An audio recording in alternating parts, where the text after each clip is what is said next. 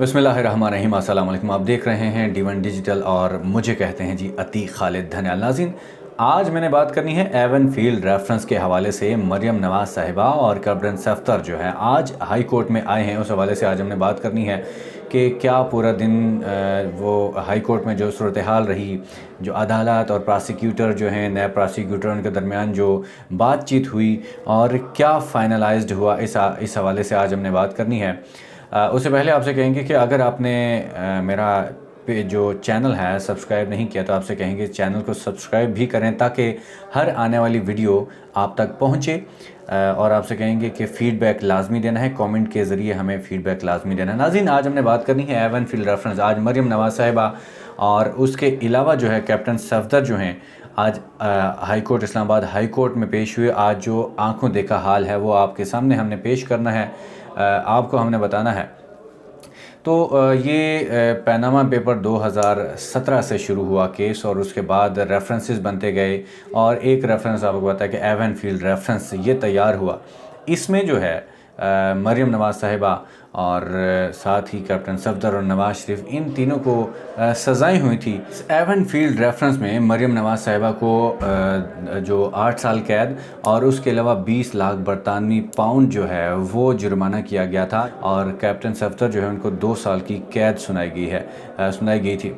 और इसके अलावा जो नवाज़ शरीफ साहब हैं जो आजकल यहाँ पे मौजूद नहीं है, लंदन में मौजूद हैं, आपको पता है, जिनके बारे में बार बार सवाल पूछा जाता है कि वो कब आएंगे, तो पता नहीं आएंगे या कि नहीं आएंगे।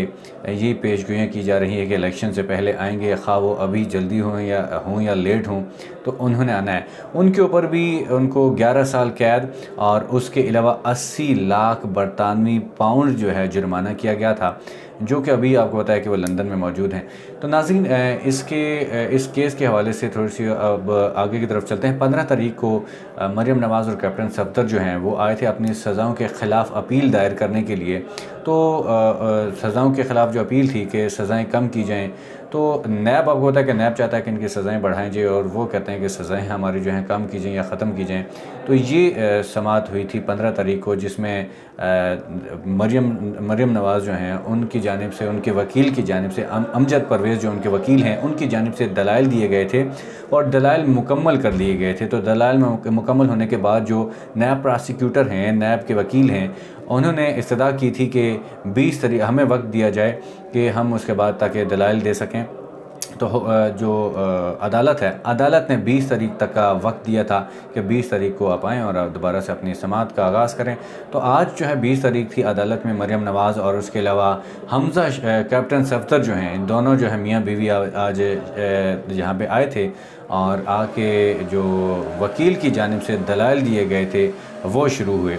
समाअत शुरू हुई तो अदालत ने जो प्रोसिक्यूटर, नैब प्रोसिक्यूटर को कहा कि मरियम नवाज़ के वकील जो हैं अमजद परवेज़ जो हैं उन्होंने अपने दलाइल मेरिट्स पर दिए हैं, अब उन दलाइल के जवाबात आप दें। नैब प्रोसिक्यूटर ने कहा कि जब पहला फ़ैसला था तो उस वक्त 2 जजेज़ ने नवाज़ शरीफ को नाअहल किया था और 3 जजेज़ ने JIT बनाने का मशवरा दिया था कि JIT बनाया जाए ताकि मज़ीद तफ्तीश हो। ये उन्होंने कहा था कि ये 2 जजेज़ ने कहा था कि उनको नाअहल किया जाए और 3 जजेज़ ने फ़ैसला किया था कि JIT बना के मज़ीद तफ्तीश की जानी चाहिए। जस्टिस मोहसिन अख्तर कियानी ने कहा कि आप ये बताएं कि आज तो नवाज़ शरीफ साहब यहाँ पे हमारे सामने मौजूद नहीं हैं और आप ये बताएं कि मरियम नवाज़ के ख़िलाफ़ जो नैब का केस है वो आखिर है क्या।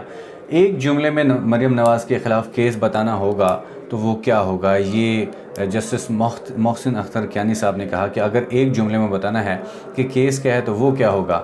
नैब प्रोसिक्यूटर ने कहा कि मरियम नवाज़ ने एवन फील्ड अपार्टमेंट्स की ख़रीदारी में नवाज़ शरीफ की एयानत की है, यानी कि जब एवन फील्ड रेफरेंस ख़रीदे गए, एवन फील्ड अपार्टमेंट ख़रीदे गए थे, तब मरियम नवाज़ ने नवाज़ शरीफ की मदद की थी और जिस पर कहा, अदालत की जानिब से कहा गया है कि 1993 से 1996 में जब नवाज़ शरीफ ने प्रॉपर्टी ख़रीदी तो आपको बताना होगा कि मरियम नवाज़ ने उनकी मदद क्या की है, यानी कि क्या मदद की है, ये नैब को कहा है। यहाँ पर नैब ने कहा कि ये केस नहीं है कि बाप ने बेटी को गिफ्ट क्या किया है, बल्कि मरियम नवाज़ ने नवाज़ शरीफ को आमदन से ज़ायद असासे बनाने में मुआवनत की है।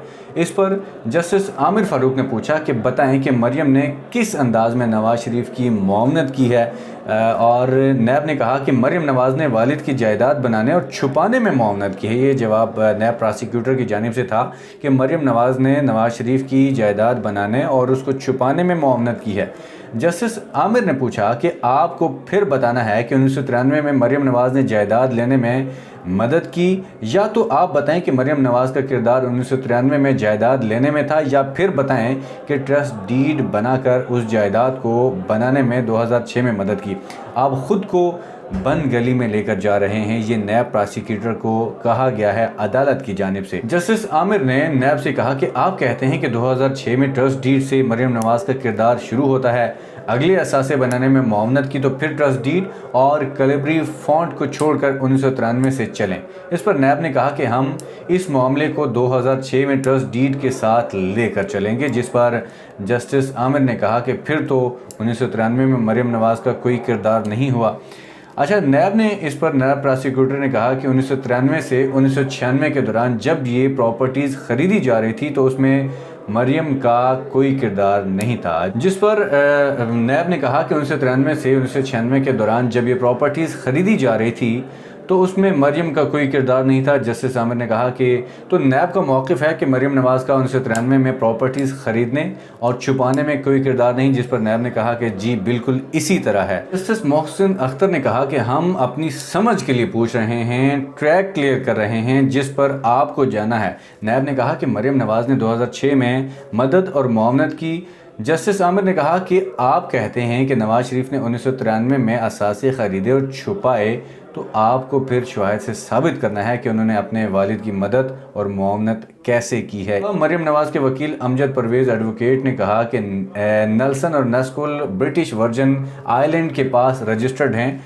नेल्सन और नस्कुल ने 1993 और 1995 और 1996 में अपार्टमेंट्स खरीदे। अदालत ने कहा कि क्या उन प्रॉपर्टीज़ का ताल्लुक नवाज शरीफ से 1993 से 1996 के दौरान था या अभी भी है, जिस पर नैब प्रोसिक्यूटर उस्मान पराचा ने कहा कि जी बिल्कुल था और अभी भी है। आप जो कह रहे हैं कि ये केस नवाज शरीफ का है वो अभी भी अदालत के सामने है। अच्छा, यहाँ पे अदालत ने कहा कि सबसे पहले तो ये पता करना है कि नवाज शरीफ का इन प्रॉपर्टी से ताल्लुक़ है, और अगर ताल्लुक़ ही ना हो तो फिर रह क्या गया है, क्योंकि उन्होंने कहा कि सबसे पहले ताल्लुक़ जो है अगर प्रॉपर्टीज़ नवाज शरीफ साहब की हैं तो फिर अगली जो प्रोसीडिंग हो सकती है। उसके अलावा उन्होंने कहा कि पहले आपको ये साबित करना है कि ये प्रॉपर्टीज़ नवाज शरीफ ने ख़रीदी। अगर वो प्रॉपर्टीज़ ख़रीदी गई तो फिर उसमें मुआवनत का इल्ज़ाम आएगा, क्योंकि ज़ाहिर सी बात उन्होंने कहा कि अगर प्रॉपर्टीज़ ख़रीदी गई हैं और क्यों उनके ऊपर यही इल्ज़ाम है कि उन्होंने मुआवनत की है, उनकी मदद की है प्रॉपर्टीज़ ख़रीदने में। उन्होंने कहा कि अगर प्रॉपर्टीज़ ख़रीदी हैं फिर उसके बाद जो है मुआवनत का इल्ज़ाम आएगा, ये अदालत की जानिब से कहा गया है। जस्टिस आमिर फ़ारूक ने कहा कि आप डॉक्यूमेंट से नवाज शरीफ का प्रॉपर्टीज़ का ताल्लुक़ जो है वो साबित करें, जिस पर नैब ने कहा कि नवाज शरीफ की हद तक ट्रायल कोर्ट का फ़ैसला बरकरार है। जस्टिस आमिर ने कहा कि क्या ये मुमकिन है कि मरियम नवाज़, कैप्टन सफदर को सज़ा हो जाए, नवाज शरीफ बरी हो जाएं? नैब को पहले ये साबित करना होगा कि जुर्म हुआ है, उसके बाद ही एआनत जुर्म का इल्ज़ाम आएगा। यानी कि सबसे पहले उन्होंने कहा कि नैब को ये साबित करना है कि पहले जुर्म हुआ है, फिर उसके बाद उस जुर्म के जो सहूलतकार हैं जिन्होंने मदद की है उनको जो है या मदद करने वालों के ख़िलाफ़ जो है कार्रवाई होगी, ये उनका कहना। अदालत ने नैब से ये भी पूछा कि क्या आपने उनसे पूछा कि वो इन प्रॉपर्टीज़ में रह रहे हैं तो किस हैसियत में रह रहे हैं? नैब प्रोसिक्यूशन ने कहा कि नवाज शरीफ उसी घर में वहाँ जाकर रहते हैं। 4 फ्लैट्स की ऑनरशिप पर किसी का कोई एतराज़ नहीं। अदालत ने नैब को हिदायत दी कि नेल्सन और नेस्कुल का टाइटल डॉक्यूमेंट दिखाएं। विलायत में भी कोई इतना अच्छा नहीं कि फ्री में कोई प्रॉपर्टी दे दे। वो पेमेंट किसने की, जबकि आपके बकौल कंपनियों ने नवाज शरीफ की तरफ से पेमेंट की। आपको साबित करना है कि नवाज शरीफ ने पेमेंट की और उनके बेनिफिशियल ऑनर नवाज शरीफ हैं। अदालत ने यह भी सवाल किया है कि क्या नवाज शरीफ ने किसी भी जगह, किसी भी फोरम पर यह कहा कि ये जायदाद उनकी है, जिस पर मरियम नवाज़ के वकील ने कहा कि नवाज शरीफ ने किसी फोरम पर यह नहीं कहा कि ये जो जायदाद है ये उनकी है।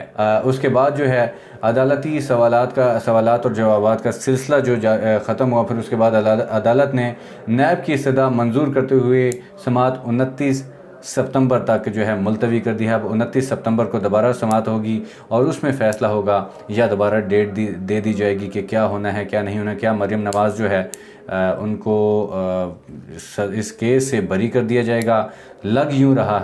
लग ऐसे रहा है कि इस केस से मरियम नवाज़ और कैप्टन सफदर को बरी कर दिया जाएगा। ये एक मेरी तरफ से एक जैसे कि मैंने दलाइल और उसके प्रोसिक्यूशन की जानिब से जो सवालात और अदालत की जानिब से सवालात और जवाबात का मुकालमे जो होते रहे, ये जो मैंने बयान किया उससे लग यही रहा है कि मरियम नवाज़ साहिबा जो हैं वो रिहाई पाने वाली हैं, उनको जो मुकदमे से बरी होने वाली हैं, उनकी जान छूटने वाली है। आज के लिए इतना ही, अगली वीडियो में हाज़िर होंगे। इजाज़त दीजिए, अल्लाह हाफ़िज़।